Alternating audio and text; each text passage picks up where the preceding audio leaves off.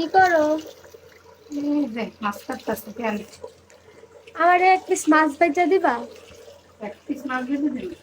হ্যাঁ, কি ফ্রাই করবি? খাইতে ইচ্ছা করতেছে অনেক। এগুলা দিয়ে একটা দিও। একটা। হ্যাঁ, তোরা কয় ভাই বোন? দুই ভাই বোন। আর কতটা এক জায়গা বসে? হ্যাঁ, আরে এক পিস মাছ চাইলে কি চিনতে করে?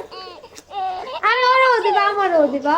আরে এক পিস বললি কেন? আমার এক পিস দিবা, এটা কইছে। এক পিস না দিয়ে তোমার যদি মনে খুশি না, হয় তুই তুমি আর এক যদি পিস না খাবি, 5 পিস খাবি, কিন্তু বলার সময় এই ভুল ধরনের প্রয়োগ করা চলবে না, জানো? মাছ খাইতে ইচ্ছে করে আমার, ঠিক আছে, 5 পিস মাছ ভাজিয়ে দাও, আমি আর ভাই খাই, ব্যাস। হ্যাঁ ভাইজা দিবা, ঝাল ঝাল করে হালকা।